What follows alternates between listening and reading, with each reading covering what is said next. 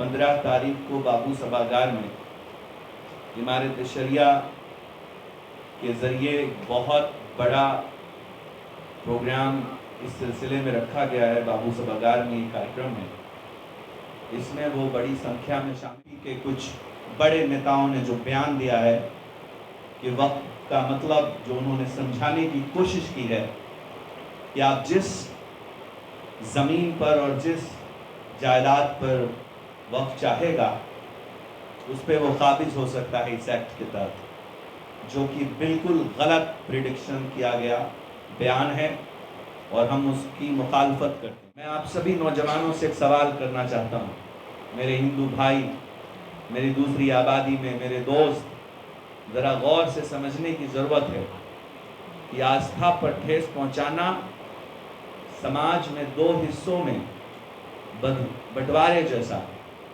उनके बीच एक नफरत पैदा करने जैसा। हम सब बहुत दिनों से जानते हैं कि साइंस कॉलेज के सामने बीच रोड पर एक मंदिर है, तो क्या हम उसके कागजात कभी मांगेंगे? उसके कागजात मिलेंगे आपको? और ऐसे हजारों मंदिर जो सड़क के किनारे बनी, क्या हम उनके कागजात सरकार के से पूछेंगे? तो क्या ये सिर्फ एक नफरत पैदा करने की बात नहीं होगी? आप समझ लें कि वक्त की प्रॉपर्टी किसी की जाती प्रॉपर्टी नहीं है, किसी की बपौती प्रॉपर्टी नहीं है, न सरकार से भीख में दी हुई प्रॉपर्टी है। वो प्रॉपर्टी, वो जायदाद हमारे बाप दादाओं ने, हमारे पुरखों ने अल्लाह के रास्ते में अल्लाह के लिए कुर्बान कर दिया है।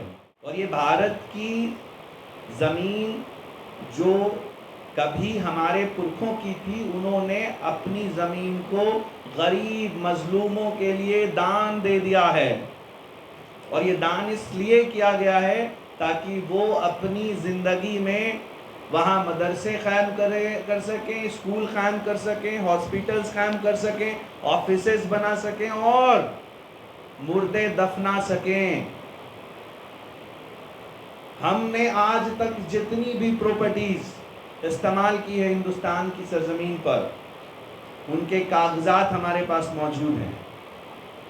और आप बताइए कि कोई भी मुर्दा घर किसी जगह पर किसी इंसान ने डोनेट किया हो और वो मुर्दा घर बनाया गया हो जहाँ चिताएं जल रही हैं, समझना पड़ेगा मुल्क के नौजवानों को कि गंगा किनारे जो चिताएं जल रही हैं उससे हमने कभी इतराज नहीं किया, लेकिन वो ज़मीनें सरकार की हैं और सरकार के हिस्से पे सरकार की इजाज़त से ऐसे चीज़ों को इस्तेमाल में लाने की आदेश दिए गए। पर एक भी कब्रगाह, कब्रिस्तान पूरे हिंदुस्तान में ऐसा नहीं बना जो सरकार की ज़मीन हमें मिली हो और हमने उसमें मुर्दे दफनाए हों। कोई भी एक मस्जिद, हम वहाँ नमाज अपनी पूरी नहीं मानते जो मस्जिद किसी ज़मीन को कब्ज़ा करके वहाँ मस्जिद का निर्माण किया गया हो। देखिए, ये एक बात ऐड कर लीजिए, ये प्रॉपर्टी सरकार के अंतर्गत चल रही है, पर ये प्रॉपर्टी सरकार ने हमें नहीं दी है। हमारे पुरखों ने, हमने, हमारे लोगों ने ये डोनेट किया है। ये एक पहली बात क्लियरली समझनी ज़रूरी है हमारे मीडिया के माध्यम से नौजवानों को कि ये प्रॉपर्टी के जस्ट अपोजिट में हम जिस सवालों को आपके सामने रख रहे हैं, हम मठों पे बात करने लगेंगे तो आप प्रॉब्लम में आ जाएंगे, हम गुरुकुल्स पे बात करने लगेंगे तो प्रॉब्लम में आ जाएंगे, हम ऐसे कई धर्म स्थलों की बात करने लगेंगे तो आप प्रॉब्लम में आ जाएगी। सिर्फ और सिर्फ विवादित चीज़ें होगी। हम लोग एक बड़े मिलकर बहुत लंबे समय देश में आज़ादी के बाद एक ऐसा कलरफुल देश में रह रहे हैं जिसमें सभी की गंगा जमुना तहजीब को कायम रखने की कोशिश कर। और आप सबको एक बार इस मीडिया के माध्यम से ऐलान कर देना चाहते हैं कि वक्फ बोर्ड बिल पर उठाया हुआ एक भी कदम पूरे हिंदुस्तान के मुसलमानों को सड़क पे ला सकता है। इसलिए मैं सरकार से अपील करता हूं कि प्लीज़ इस तरह का कोई भी अमेंडमेंट करके हमें उकसाने की कोशिश ना करें। मैं पूरा यकीन रखता हूँ कि आप मेरी बातों को देश के बड़े टेबल्स तक पहुँचाने में हमारी मदद करेंगे। इस पे जैसे राय मांगी जा रही, तो आम राय अगर आप मांगते हैं तो आप तो बेवकूफ़ बना रहे। जाहिर है हिंदुस्तान में मुसलमान की आबादी 18% है, आप 82% हैं, तो सब लोग अगर राय देंगे तो इस राय का तो कोई माने ही नहीं होगा। मतलब जिसकी लाठी उसकी भैंस, इस तरह से तो मुसलमानों की सारी जायदाद छीन ली जाए। सरकार कानून बना करके इसमें अमेंडमेंट के नाम पे जो हंगामा खड़ा कर रही, इसको हम लोग रद्द करने की अपील करते हैं। और इमारत शरिया में जो कल इसके लिए बैठक हो रही है, वहाँ पे बिहार के तमाम लोगों से हम गुजारिश करते हैं कि सब लोग वहाँ पे आएँ और आकर के उस बात को सुने और इसको आउटराइट रिजेक्ट करें। और आप एक बात सोचिए, पूरे हिंदुस्तान में कई ऐसे धार्मिक स्थल बने हैं जिसकी कोई कागजात नहीं। क्या सब लोग हम लोग एक दूसरे से कागजात एक दूसरे से मांग कर देश का माहौल बदलें, देश का माहौल खराब करें? बात को समझना है। 1995 एक्ट पार्लियामेंट में क्यों बनाया गया? इसी सिलसिले में ये फैसले हुए कि अब इसके ऊपर कोई अमेंडमेंट लाना सरकारी चैलेंज होगा। आप बड़े संख्या में आप विधानसभा में, राज्यसभा में और पार्लियामेंट में, लोकसभा में बैठ कर कुछ भी कर लेंगे। हम लोग ये जमीन किसी दूसरे मुल्क की नहीं लड़ाई लड़ रहे हैं, ये जमीन भारत में है और ये भारत के गरीब गुरबाओं के इस्तेमाल में है। इस बात को हमें मीडिया को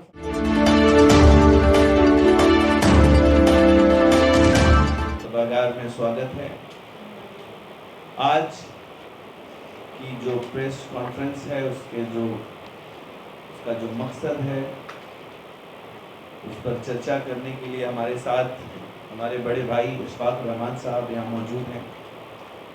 वक्फ संशोधन विधेयक के वापस करने के संबंध में ये प्रेस बुलाई गई है और साथ ही साथ एक अपील है पूरे बिहार और पूरे हिंदुस्तान के नौजवान मुसलमान भाई बहनों से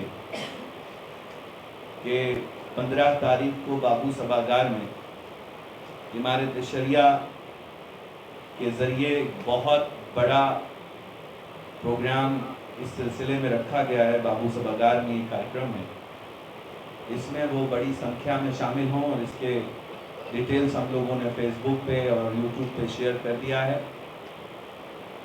और पूरे देश में इस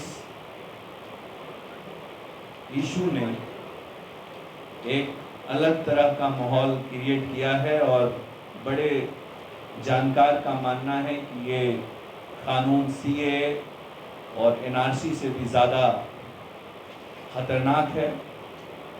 इसी सिलसिले में आप देश के हर हिस्सों में इसके खिलाफ लोगों को इकट्ठा देख रहे हैं।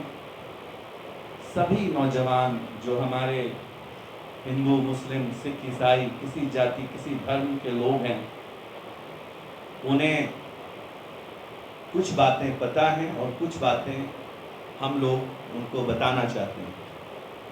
सबसे पहले हमें ये समझना होगा कि 1995 एक्ट में जो कुछ भी शामिल है उसके बारे में मीडिया गलत प्रिडिक्शंस कर रही है। मीडिया के माध्यम से बताया जा रहा है और कई नेतागण जो बहुत बड़े चेहरे हैं किसी दूसरी पार्टी के, खासकर बीजेपी के कुछ बड़े नेताओं ने जो बयान दिया है कि वक्त का मतलब जो उन्होंने समझाने की कोशिश की है कि आप जिस ज़मीन पर और जिस जायदाद पर वक्त चाहेगा उस पर वो काबिज हो सकता है इस एक्ट के तहत, जो कि बिल्कुल गलत प्रिडिक्शन किया गया बयान है और हम उसकी मुखालफत करते हैं। सबसे पहले हमारे नौजवानों को ये समझाना ज़रूरी है कि इस बिल के संशोधन की कोई आवश्यकता पूरे भारत में नहीं है और ये समझना ज़रूरी है कि जो वो प्रिडिक्शन की गई है उसमें क्या गलतियां हैं कि अगर कोई वक्त अपनी प्रॉपर्टी को ये अपने हक की बात करता है कि ये प्रॉपर्टी जो है ये वक्त की है, ऐसे हालात में उसको दस्तावेज पेश करना पड़ते हैं। और अगर कोई प्रॉपर्टी के बारे में क्लेम किया गया है और किसी को उस पर एतराज़ है, तो उसके लिए कोर्ट के दरवाजे पहले से ही कानून में खुले हैं। ऐसा नहीं है कि जो कुछ भी हम वक्फ बोर्ड ने कह दिया वही आखिरी फैसला है। ये प्रेडिक्शन जो मीडिया के माध्यम से फैलाई जा रही हैं वो सरासर फ्रॉड हैं। मैं आप सभी नौजवानों से एक सवाल करना चाहता हूँ, मेरे हिंदू भाई, मेरी दूसरी आबादी में मेरे दोस्त, ज़रा गौर से समझने की ज़रूरत है कि आस्था पर ठेस पहुँचाना समाज में दो हिस्सों में बंटवारे जैसा, उनके बीच एक नफरत पैदा करने जैसा। हम सब बहुत दिनों से जानते हैं कि साइंस कॉलेज के सामने बीच रोड पर एक मंदिर है, तो क्या हम उसके कागजात कभी मांगेंगे? उसके कागजात मिलेंगे आपको?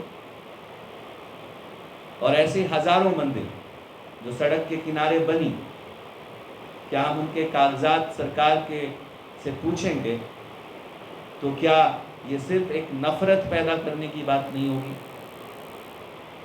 आप समझ लें कि वक्फ की प्रॉपर्टी किसी की जाती प्रॉपर्टी नहीं है, किसी की बपौती प्रॉपर्टी नहीं है, न सरकार से भीख में दी हुई प्रॉपर्टी है।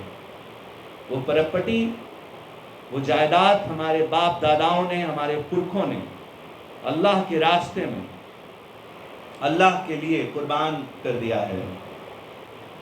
और वक्फ की उन प्रॉपर्टीज के ऊपर स्कूल्स के निर्माण, हॉस्पिटल के निर्माण, मदरसों के निर्माण किए जा रहे हैं और ये पहले से ही सरकार के दायरे में है। हम कोई बांग्लादेश को ये जमीन नहीं देने जा रहे, ये जमीन भारत में है और ये भारत की जमीन जो कभी हमारे पुरखों की थी, उन्होंने अपनी जमीन को गरीब मजलूमों के लिए दान दे दिया है। और ये दान इसलिए किया गया है ताकि वो अपनी ज़िंदगी में वहाँ मदरसे क़ायम कर सकें, स्कूल क़ायम कर सकें, हॉस्पिटल्स क़ायम कर सकें, ऑफिसेस बना सकें और मुर्दे दफना सकें। हमने आज तक जितनी भी प्रॉपर्टीज़ इस्तेमाल की है हिंदुस्तान की सरजमीन पर, उनके कागजात हमारे पास मौजूद हैं। और आप बताइए कि कोई भी मुर्दा घर किसी जगह पर किसी इंसान ने डोनेट किया हो और वो मुर्दा घर बनाया गया हो जहाँ चिताएं जल रही हैं, समझना पड़ेगा मुल्क के नौजवानों को कि गंगा किनारे जो चिताएं जल रही हैं उससे हमने कभी एतराज़ नहीं किया, लेकिन वो ज़मीनें सरकार की हैं और सरकार के हिस्से पे सरकार की इजाज़त से ऐसे चीज़ों को इस्तेमाल में लाने की आदेश दिए गए। पर एक भी कब्रगाह, कब्रिस्तान पूरे हिंदुस्तान में ऐसा नहीं बना जो सरकार की ज़मीन हमें मिली हो और हमने उसमें मुर्दे दफनाए हों। कोई भी एक मस्जिद हम वहाँ नमाज अपनी पूरी नहीं मानते जो मस्जिद किसी ज़मीन को कब्ज़ा करके वहाँ मस्जिद का निर्माण किया गया हो। 1995 के बाद अब अगर कोई प्रॉपर्टी पर कोई हक की बात सरकार करती है और मांगती है तो उसे पूरा अख्तियार है कि वो कोर्ट के दरवाजे को दस्तक दे और वो हमसे पूछे। नौजवानों, गुमराह करके हमें एक दूसरों से बांटा जा रहा है। हम पॉकेट मारों को गौर से समझें। बस आखिरी बात करके मैं अपने बड़े भाई को सारे चीज़ों पर एक्सप्लेनेशन के लिए ज़रूर कहूँगा, लेकिन एक आखिरी बात मैं आप नौजवानों को कहना चाहता हूँ। आप रेलवे प्लेटफॉर्म पे पॉकेट मारों से मिले हैं कि नहीं? कभी देखा है कि नहीं? जब कोई चोर जब पॉकेट मारने वाला होता है, उसकी नीयत खराब हो जाती है आपकी दौलत पर, तो वो आपस में ही दूसरे लोग, 4 लोग लड़ने लगते हैं। और जब आप लड़ने लगते हैं तो आपका ध्यान, आपके परिवार का ध्यान उन पॉकेट मारों की तरफ चला जाता है। और आप पॉकेट मारों की तरफ जब अपना ध्यान एकत्रित कर देते हैं तो आपका कोई दूसरा सामान लेकर भाग जाता है। सरकार दूसरे कामों में नाकामयाब है, रोजगार में नाकामयाब, जीडीपी गिर रही है, डॉलर्स का रेट बढ़ रहा है, पूरे देश में हमें हमारे थू थू हो रहा है, नौजवान बेरोजगार बाहर से वापस आ रहा है, नौजवानों के वीजा को अमेरिका यूरोप इग्नोर कर रहे हैं, पूरे दुनिया में हम थू थू किए जा रहे हैं और हमारा ध्यान सरकार से सवाल पूछने की तरफ ना हो जाए।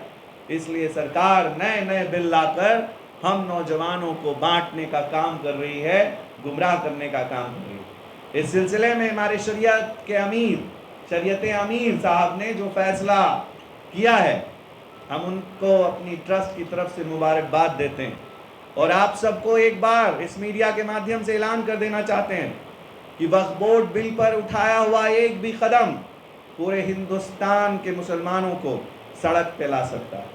इसलिए मैं सरकार से अपील करता हूं कि प्लीज़ इस तरह का कोई भी अमेंडमेंट करके हमें उकसाने की कोशिश ना करें। मैं पूरा यकीन रखता हूं कि आप मेरी बातों को देश के बड़े केबल्स तक पहुंचाने में हमारी मदद करेंगे। मैं अशफाक रहमान साहब से चाहूँगा कि आप इस प्रेस की दूसरे सवाल जवाबों पर अपनी राय रखें और नौजवान जो हमारे हिंदू मुस्लिम सिख ईसाई हैं उनको एक छोटा सा पैगाम दें इस बिल के सिलसिले में। मुझे लगता है कि आप लोग से कुछ सवाल अगर इसके बाद रह गया तो मैंने बहुत अच्छे से और बहुत खुल के आपको समझाया कि वक्फ अमेंडमेंट बिल की कोई ज़रूरत नहीं है। हुकूमत अपने दूसरे कामों में फेल है तो इनके पास, केंद्र सरकार के पास कोई मुद्दा नहीं बचा है। वो सिर्फ और सिर्फ कानून बनाते हैं मुसलमानों के लिए, इसके अलावा इनके पास और कोई मुद्दा नहीं है और लोगों को भटका रहे हैं। अभी इस पे जैसे राय मांगी जा रही है, तो आम राय अगर आप मांगते हैं तो आप तो बेवकूफ़ बना रहे। जाहिर है हिंदुस्तान में मुसलमान की आबादी 18% है, आप 82% हैं, तो सब लोग अगर राय देंगे तो इस राय का तो कोई मानी ही नहीं होगा। मतलब जिसकी लाठी उसकी भैंस, इस तरह से तो मुसलमानों की सारी जायदाद छीन ली जाएगी। मैंने बहुत सारी चीज़ें इसमें लिख के आप लोगों को दी भी हैं कि साहब ये जो अफवाहें फैलाई जा रही है कि तीसरी सबसे बड़ी प्रॉपर्टी भारत की वक्फ बोर्ड के पास है, वो गलत है। अगर एक दो स्टेट को ही ले लें, मैंने उसमें डाटा भी दिया जो सरकारी डाटा है, वो डाटा आप लोग देख सकते हैं। अलहम ट्रस्ट और रोजमाइन ट्रस्ट की तरफ से हम लोग इसकी मुखालफत भी करते हैं और साथ साथ सरकार से उम्मीद करते हैं कि इसको किसान बिल की तरह वापस लिए। ये किसी भी हालत में ज़रूरी नहीं है, ये सिर्फ एक उकसाने भड़काने और मुसलमानों की जायदाद छीनने का एक तरीक़ा है जिसको कानूनी रूप देना चाहती है सरकार। पहले भी इसी तरह की चीज़ें करके लोगों को भड़का चुकी है। अब हम लोग इस चीज़ के लिए एजिटेशन करेंगे, जो भी सही कानूनी तरीका होगा उसको अपनाने की कोशिश करेंगे। लेकिन सरकार जो रवैया अपना रही है कि साहब इस पर राय मांगी जाए और QR कोड के मार्फत, तो जाहिर अगर आम राय आप मांगिएगा, मतलब आपके कपड़े हैं, आपका घर है, इस पे अगर आप दूसरे शहर के लोगों से मांगिए तो क्या बताएंगे? आपका दस्तावेज देखा जा सकता, आपकी जायदाद है ये देखा जा सकता। वक्त में कोई भी ऐसी संपत्ति नहीं है जो सरकारी है या किसी दूसरे की है। वक्त में वही संपत्तियां हैं जो हमारे पुरखों ने इसको दान स्वरूप दिया है अपने कौम, अपने देश के लोगों के भलाई के लिए, शिक्षा के लिए, तमाम चीज़ों के लिए। तो इसमें अमेंडमेंट करने के लिए सरकार को कोई ज़रूरत नहीं।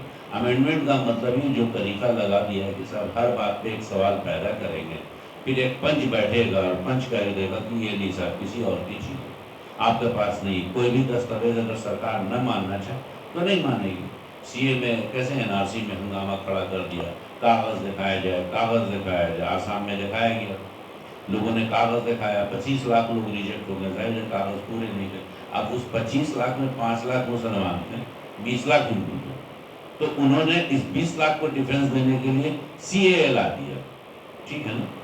तो मतलब आप जानबूझ करके अपने ही देश की जनता को परेशान कर रहे हैं, आप अपने नागरिक को प्रताड़ित कर रहे हैं धर्म के नाम पर। जबकि ज़्यादातर इसमें जो लोग हैं उनको धर्म से कोई लेना देना नहीं, उनको अपने सत्ता के चाहिए और सत्ता की चाशनी चाटने के लिए वो आम लोगों को भड़का रहे हैं। आम राय लेंगे क्या? आम जनता को भी ये कहीं नहीं कहीं भड़का करके गुनहगार बना रहे हैं, अपराधी बना रहे हैं। मॉब लिंचिंग के मार्फत ही अपराधी बनाते हैं अपने कौम के लोगों को। उसी तरीके से अब संपत्ति के नाम पे अपराधी बनाएंगे कि भाई ये वक्त की संपत्ति है, हर जगह पे कुछ न कुछ करके कब्जा करो। तो सरकार कानून बना करके इसमें अमेंडमेंट के नाम पे जो हंगामा खड़ा कर रही, इसको हम लोग रद्द करने की अपील करते हैं। और इमारत शरिया में जो कल इसके लिए बैठक हो रही है, वहाँ पे बिहार के तमाम लोगों से गुजारिश करते हैं कि सब लोग वहाँ पे आएँ और आकर के उस बात को सुने और इसको आउटराइट रिजेक्ट करें। एक बात ऐड करना चाहते हैं, आप में से किसी ने कोई प्रॉपर्टी वक्फ की है कभी? आपके फादर ने या कोई ऐसे लोग यहाँ पे हैं?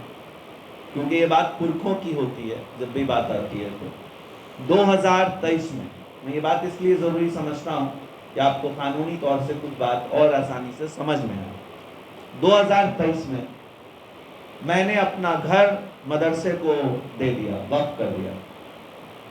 लेकिन उस वक्फ करने में मैंने एक तहरीर बनाई कि मेरी औलाद में से कोई भी इसका मेंबर नहीं होगा, और एक सादे कागज पे बनाकर मैंने मदरसे के दूसरे साथियों को दे दिया और मस्जिद में खड़ा होकर ऐलान कर दिया कि आज से मेरा घर नहीं रहा, मेरा जाती घर, मैंने अपना घर मदरसे को दान दे दिया। अब आप में से सभी मीडिया के लोग बताइए कि उसकी रजिस्ट्री मैंने तो नहीं की, लेकिन वो घर मेरा था और मैंने उसे वक्फ कर दिया। मैं उसका बेस्ट एग्जाम्पल भी हूँ, आपके सामने बैठा हुआ, लेकिन मैंने उसकी रजिस्ट्री नहीं करी। अब रजिस्ट्री किसको करें? मुझे अभी वक्फ को करने के लिए एक प्रोसेस में जाना है। लेकिन कई बार ऐसा हुआ कि कई पूर्वज हमारे ऐसे ही बड़ी दौलतों को वक्फ कर गए, एलानिया कर गए, मस्जिदों में खड़े होकर कर गए, जो हमारे तरीक़े हैं, नियत का तरीक़ा है। और वो प्रॉपर्टी सैकड़ों सालों से, 100 साल से भी ज़्यादा वो प्रॉपर्टी दूसरे कामों में इस्तेमाल की जा रही है। अब उसके कागजात जो सरकार मांग रही है, जितनी प्रॉपर्टी हम इस्तेमाल कर रहे हैं, जो बात बताई गई रेलवे से बिल्कुल गलत, बिल्कुल बेबुनियाद, उसका डेटा में हम लोगों ने आपको इसमें लिख कर दिया है कितनी प्रॉपर्टी है। और आप एक बात सोचिए, पूरे हिंदुस्तान में कई ऐसे धार्मिक स्थल बने हैं जिसकी कोई कागजात नहीं। क्या सब लोग, हम लोग एक दूसरे से कागजात एक दूसरे से मांग कर देश का माहौल बदलें, देश का माहौल खराब करें? बात को समझना है। 1995 एक्ट पार्लियामेंट में क्यों बनाया गया? इसी सिलसिले में ये फैसले हुए कि अब इसके ऊपर कोई अमेंडमेंट लाना सरकारी चैलेंज होगा। आप बड़े संख्या में आप विधानसभा में, राज्यसभा में और पार्लियामेंट में, लोकसभा में बैठ कर कुछ भी कर लेंगे। हम लोग ये जमीन किसी दूसरे मुल्क की नहीं लड़ाई लड़ रहे हैं, ये जमीन भारत में है और ये भारत के गरीब गुरबाओं के इस्तेमाल में है। इस बात को हमें मीडिया को समझना होगा। वक्फ ट्रिब्यूनल बहुत कॉमन चीज़ है, जैसे इनकम टैक्स ट्रिब्यूनल है ना, इनकम टैक्स का जनरल अदालत में पहले नहीं जाएगा, वो पहले वहाँ ट्रिब्यूनल में आ जाइए, क्योंकि वो उस लाइन के लोग हैं, उस लाइन के लोग हैं, वो आपको वहाँ फैसला करेंगे। अब जायदाद का जो सिविल मैटर है, पुश्तैनी जायदाद का मामला होता है, वो ट्रिब्यूनल में जाएगा, वो उसके जानकार होते हैं, वो आम क्रिमिनल और अदर कोर्ट में नहीं जाता है। फिर अगर जाना होगा तो हाई कोर्ट में जाते हैं लोग। ट्रिब्यूनल के फैसले को हाई कोर्ट में, हाँ, हाई कोर्ट में चैलेंज कर सकते हैं। यही तो गलत बताया गया मीडिया में, उसको चैलेंज नहीं कर सकते, उसको बिल्कुल चैलेंज कर सकते हैं। हमेशा चैलेंज हुआ है, कई मैटर ऐसे आए हैं, उसको किया गया है। और कैसे आप लोगों को भी सर्च कीजिएगा कि ट्रिब्यूनल में कितने मुकदमे जीते लोगों ने और वो हाई कोर्ट में जाके हार गए। और कई मुकदमे ऐसे हुए कि ट्रिब्यूनल में अगेंस्ट में जजमेंट दिया, हाई कोर्ट और सुप्रीम कोर्ट पे जाकर, लखनऊ का ही कई मैटर है जिसको लोगों ने जाकर के जीता है। तो ट्रिब्यूनल इसका अपना सेपरेट है, वो भी गवर्नमेंट बॉडी है ना, ऐसा तो नहीं है कि सब कुछ प्राइवेट संस्था, गवर्नमेंट बॉडी है, वही देखती है। लेकिन अभी जो चीज़ अमेंडमेंट किया जा रहा है ना, वो डिस्ट्रिक्ट मजिस्ट्रेट को दिया जा रहा है, जिनको इसकी जानकारी ही नहीं होगी। एक IAS अफसर जो कंटिन्यू एक चीज़ में है, वो हर 4 दिन दोनों का ट्रांसफर होता है, तो सिविल मैटर्स को कितना समझेंगे? अभी भी जो फैसले हो रहे हैं देश में क्यों हो रहा है, अदालतों में क्यों देर हो रहा है? अभी जितना मुकदमा अपने यहाँ है उसमें 350 साल लगेगा फैसला होने में। जाहिर है वो आसानी से नहीं होगा। हर चीज़ का एक ट्रिब्यूनल है, इनकम टैक्स का, अदर्स जो भी है, उसी तरीके से इसका ट्रिब्यूनल बना है जिसमें गवर्नमेंट के ही जुडिशरी के लोग होते हैं, जो इस मैटर को समझते हैं, वही फैसला देते हैं। देखिए, ये एक बात ऐड कर लीजिए, ये प्रॉपर्टी सरकार के अंतर्गत चल रही है, पर ये प्रॉपर्टी सरकार ने हमें नहीं दी है। हमारे पुरखों ने, हमने, हमारे लोगों ने ये डोनेट किया है। ये एक पहली बात क्लियरली समझनी जरूरी है हमारे मीडिया के माध्यम से नौजवानों को, कि ये प्रॉपर्टी के जस्ट अपोजिट में हम जिस सवालों को आपके सामने रख रहे हैं, हम मठों पे बात करने लगेंगे तो आप प्रॉब्लम में आ जाएंगे, हम गुरुकुल्स पे बात करने लगेंगे तो प्रॉब्लम में आ जाएंगे, हम ऐसे कई धर्म स्थलों की बात करने लगेंगे तो आप प्रॉब्लम में आ जाएगी। सिर्फ और सिर्फ विवादित चीजें होगी। हम लोग एक बड़े मिलकर बहुत लंबे समय देश में आज़ादी के बाद एक ऐसा कलरफुल देश में रह रहे हैं जिसमें सभी की गंगा जमुना तहजीब को कायम रखने की कोशिश करनी है। मैंने अब तक 27,000 बच्चे पढ़ाए हैं, जिसमें 22,000 हिंदू धर्म के बच्चे हैं। कोई भी प्रोफेशन में कोई टीचर का कोई धर्म नहीं होना चाहिए, पहले वो एक टीचर होना चाहिए। कोई डॉक्टर, प्रोफेशनल में पहले एक डॉक्टर होना चाहिए और वो इंसानियत के लिए बात करे। लेकिन जो आज ये प्रेस कॉन्फ्रेंस है ट्रस्ट के पहली बार इस तरह के मुद्दों पर, वो बहुत सोच समझ के कि देश के नौजवान अभी इस माहौल को समझ नहीं रहा, हम लोग को दूसरी दिशा दी जा रही है। आपको अंदाजा नहीं हो सकता कि हम लोग फेलुअर हो रहे हैं जब सरकारी दूसरे तंत्रों में। आप यकीन कीजिए कि भारत की सरकार हम लोगों के उन मुद्दों को छुपाने के लिए नए नए बिल्स की तरफ हमें टूवर्ड्स कर रही है, ताकि हम उसमें एक दूसरे को उलझ जाए। आप क्या चाहेंगे? आप बताइए, कोई भी पढ़ी लिखी आबादी, कोट पैंट वाले लोग जिनकी 10 लाख 5 लाख तनख्वाह है, वो सड़क पे आते हैं? 70% युवा पढ़ नहीं पा रहा, इस पर कोई बात नहीं हो रही। नुकसान है शिक्षा पर, रोजगार पर, मुद्दों पे सरकार सामना नहीं कर पा रही है युवाओं का। 5 साल में अगर ये सरकार ऐसे ही चली, हम कुछ नहीं करेंगे, हम तो प्रार्थना करेंगे ऐसे ही चले आओ। आप गली में घुस के जब नेता वहां आएंगे ना, तो नौजवान उनको जूते मार के भगा दें। आपके लोग भी सरकार में है, बीजेपी सरकार में केंद्र लोग, या फिर बिहार में जो सरकार मौजूदा चल रही है, नीतीश कुमार भी पक्के समर्थक हैं और पक्के वोट लेते हैं आप लोग, तो आखिर आपके लोग हैं वो क्यों नहीं बोल रहे? इस बात को मैं मुझे से क्यों नहीं रहा? वो उसका जवाब आपको देते हैं। उसके लिए हम लोग अपील कर रहे हैं उनसे कि जो लोग भी हैं इस दोहरी नीति में, उनको अल्पसंख्यक समुदाय अब गद्दार मानने लगा है, क्योंकि यही वो लोग भीतर घात कर रहे हैं जिनसे इस समुदाय को नुकसान हो रहा है। हम उनसे अपील करेंगे कि या तो अपने सरकार से कहें कि केंद्र से समर्थन वापस ले लें, नहीं तो कम से कम ये जो अल्पसंख्यक समुदाय के लोग हैं, इरशादुल्लाह वक्फ बोर्ड पे बैठे हुए और जो दूसरे माइनॉरिटी के लोग, उनको जनता दल यू से रिजाइन करना चाहिए। सिर्फ यही चेहरे की बात हम नहीं कर रहे हैं, हम जो सो कॉल्ड सेकुलर हैं, आप कल की बात को देख लीजिए।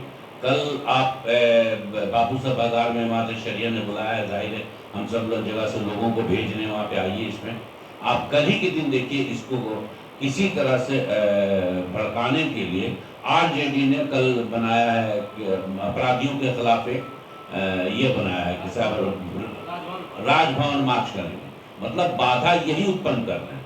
वो चाहते हैं ये, तो आज आम जन को ये समझाना चाह रहे हैं कि कौन आपके साथ है, जो आपसे वोट ले रहा है या जो आपको साथ रख करके धोखा दे रहा है। नीतीश जी ने पहले भी सीए में यही किया था और उसके बाद यहाँ लोगों से हमदर्दी दिखा रहे थे कि कुछ नहीं होगा। ठीक उसी तरीके से आज उनके यहाँ जितने भी अल्पसंख्यक समुदाय के लोग हैं, या तो इस्तीफा दें, नहीं तो डिक्लेयर होगा कि साहब ये वो लोग हैं कौम के गद्दार, जो मुसलमानों की जायदाद को भाजपा के माध्यम से लोगों में लुटवाना चाहते हैं।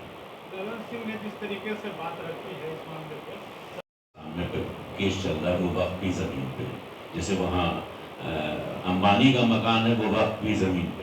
हमको असल ये मुद्दा वहीं से गरमाना है। आप सबको ध्यान में रहे कि जिन मीडिया के बहुत बड़े मालिक, अंबानी जी का जो बंगला है मुंबई में, जो कई मीडिया सोर्सेस के मालिक हैं, उस पर बहुत क्लियर बात आ जानी चाहिए सबको। और एक बात याद रखिएगा, हमारे धर्म में कहा गया है कि अगर एक झाड़ू का तिनका भी आप मस्जिद से उठाकर घर ले आते हैं आप गोया तबाही लेकर आए हैं, और जिसने घर ही बनाया उसकी तबाही कैसी होगी? बस इंतजार करें वो अपनी तबाही। जिसकी लड़ाई अल्लाह से होती है उसको दुनिया में कोई बचा नहीं सकता। और ये दौलत मेरी नहीं है, अवैस अंबर की नहीं है, इशफाक रहमान साहब की नहीं है, और ना हम लोग तो उसमें और ऐड ही किया। हमारी दौलत की लड़ाई हम नहीं लड़ रहे हैं, आपके दौलत की लड़ाई लड़ रहे हैं। वो दौलत सिर्फ मेरी नहीं है, लेकिन ये लोग उसको बेच के खा गए, उस पर बंगला बना लिया। हम जो लड़ाई लड़ रहे हैं आज इस प्रेस कॉन्फ्रेंस में आपको जानकारी दे रहे हैं, तो स्कूल बनेगा तो आपके बच्चा नहीं पढ़ेगा, मोहन भाई नहीं पढ़ेगा वहाँ। उसमें लिखा हुआ थोड़ी है कि मोहम्मद अली पढ़ेगा। हॉस्पिटल बनेगा उस पर, उस जमीनों पर, उस पर लिखा हुआ नहीं रहेगा कि मोहम्मद अली ही इसमें हॉस्पिटल में इलाज करने आएंगे। लेकिन ये ध्यान रखिए कि जब उस पर कोई 4-10 बंगला बनेगा, जिस तरह के महल बनाए गए हैं, आपने मुंबई के बड़े साहब का मकान देखा है, उसमें आपका कोई बच्चा उसमें नहीं जा सकता। आंदोलन देखा है कि नहीं देखा है? पूरा किसान आंदोलन ने एक बात सीख दे दी है, और वो बहुत कम, बड़ी छोटी सी आबादी है वो, पंजाब छोटी सी आबादी है, और एक पंजाबी आबादी ने भारत सरकार को घुटने पे ला के दिखा दिया। हम आपको बता रहे हैं और ये सूचित कर रहे हैं सरकार को इस प्रेस के माध्यम से कि आने वाला बिल हिंदुस्तान के हर घर से एक लड़के को सड़क पर ले आए। तो ऐसी लड़ाई मुसलमानों की तरफ से तो 1.25 साल लगा, तो बाज़ाब्ता बिल पास हो गया पार्लियामेंट से, उस कानून को रद्द करवा दिया। आप एक बात समझ लीजिए, हमने आज़ादी की लड़ाई बहुत अच्छे से लड़ के दिखाई है, ऐसा मत समझिए। हमने हथियार छोड़े हैं, हथियार चलाना नहीं भूले। लड़ाई लड़ना ज़रूरी है, अगर हक की लड़ाई होगी तो भाई लड़ाई जाएगी। और अभी आरजेडी वही कर रही है। आप कल को मिसाल देख लीजिए ना, कल वो अपराधियों के इस पे अपराध के खिलाफ राजभवन का मार्च कर रहे हैं। जाहिर है वो बाधा पहुंचाएंगे, मार्क्सवादियत से जो आने वाले लोग हैं वो एक तरह से बाधा पहुंचाएंगे। ये जो भी सो कॉल्ड सेकुलर बने हुए हैं, दरअसल यही भीतर घात कर रहे हैं। जैसे इन्होंने भाई साहब ने पूछा कि भाई मुसलमान तो नीतीश जी क्या भी है। अब जैसे यहाँ पे जो लोग भी गए मिलने के लिए मुख्यमंत्री से, उन्होंने कहा कि नहीं कोई नुकसान नहीं होगा, बिल्कुल गलत होगा, असंवैधानिक है। मगर इन्हीं के नेता ललन बाबू वहाँ जो कुछ कह रहे हैं, तो ये तो पहले से भी दोहरी नीति अपनाते रहे हैं। यहाँ पे मरहम लगाते हैं, कानून जो बनता है वहाँ साथ देते हैं। इसीलिए तो हम यहाँ जो अल्पसंख्यक समुदाय के लोग उनके समर्थक बन के बैठे हुए हैं, और उनके यहाँ सत्ता की मलाई खाने में या दलाली में लगे हैं, उनको गद्दार की शक्ल में मान रहे हैं। या तो वे इस्तीफा दे दें, या अपनी सरकार से कहें कि किन से अपनी वापस ले लें। एक बनी बनाई चीज़ को आप ज़बरदस्ती डिस्टर्ब कर रहे हैं, यही कहना चाह रहे हैं।